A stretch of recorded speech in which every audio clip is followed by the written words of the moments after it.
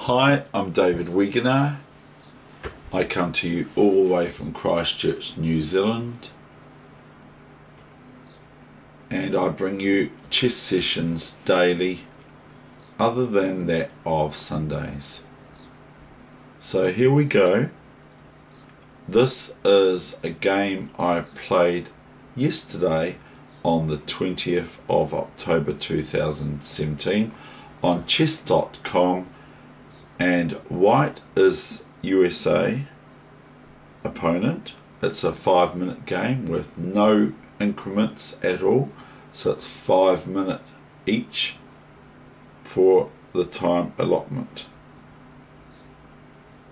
My opponent was rated at the time before the game for blitz 5 minute 2059 on chess.com.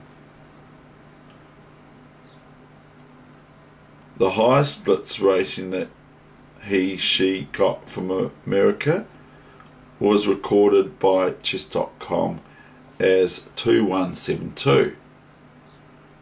The best win that they have recorded in their stats, I can't mention their name of course, was against a 2261 player.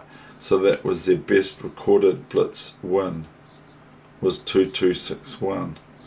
So here comes this game, and I'm on there too. I'm around about 2020 current, and I've gone up a wee bit. So here is this game, and so my rating has been, I'm blobbling a little bit, but I'm going to continue with this because my mind's just gone into a frame hold, which it does, so that's alright, that's okay, no problem. So here comes this game that is quite an energetic, exciting game from both sides of the board, with sadly checkmate in my favour.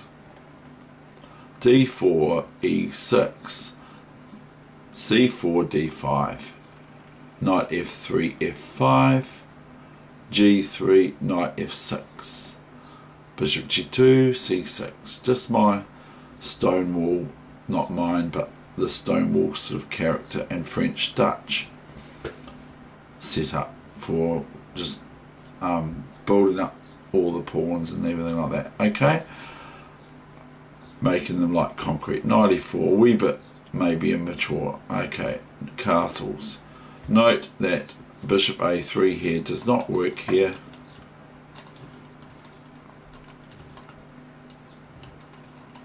As bishop a3, knight a3, queen a5 picks up the knight on a3 for nothing, and the queen's not going to interpose with the knight on e4 because of knight d2 of course. So that would be no good for white. So white castles here,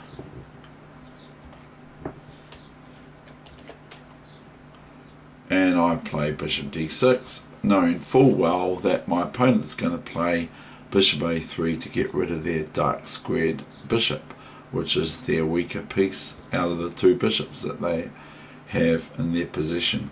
So bishop a3, okay, no surprise. Knight c3, probably no surprise either.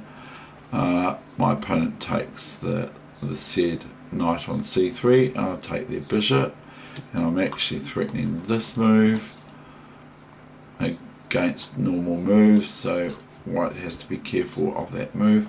They play queen c2, which is sensible, it's developing their queen, and I castle, which is not developing, it only aids in developing. c5, so I've got to be careful I don't get my bishop locked in here, which is not going to happen. Anyway, I go bishop b4, a3, bishop a5, b4, bishop c7. So note that this is my actual better bishop than my white squared bishop for black, the All Blacks. So b5 comes along, yes I know, and it's pretty powerful play from white, pretty energetic and assertive.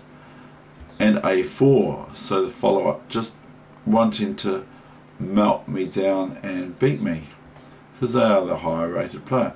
E5 takes with my knight, and here comes rook b1. I'll go f4, and I'm actually threatening here, by the way, bishop here, which is akin to my French setup. Knight d4, pretty energetic, isn't it? Bishop d7. I cannot play bishop f5 now because the knight stops me, but that's what I was threatening a move earlier. Bishop d7. Now comes a spectacular fireworks move. Knight d5, a little bit out of the blue for me, but fair enough to a point. And I just take this. Take, castle. I mean, I've already castled, haven't I? So I just now get out of it with my king, of course. I don't want to move any pieces in the way because of the bishop check, because I'd rather just keep them free. So king h8, bishop b7. Now it's a simple tactic. It's almost like, can you understand white's play from here on in? Bishop h3 and bishop a8. Now I've got a couple of moves at hand here I can play. I can play queen takes knight. Where are we? Queen takes knight. Or I can play bishop takes rook. So I play queen a8. Okay? And I'm just threatening the proverbial queen g2 checkmate. And I'm also threatening the bishop on h3 is threatening the rook on f1. And it wouldn't be able to take with the king, the bishop, because I would have queen to h1 checkmate. So, but sadly for my opponent could probably play this move, although I quite like white's position not. I like black's position quite a bit here, because I would probably just here I would have played this move first anyway. And the pawn doesn't really want to take this way because of rook takes, bishop takes, king takes, and the queen can come out here, and the knight can flick in here and everything, and the bishop can come along this diagonal, but it still has to watch this this deadly pawn on c6 going to c7, David. So probably I would play that, but the thing is that this is quite ideal for white. Not.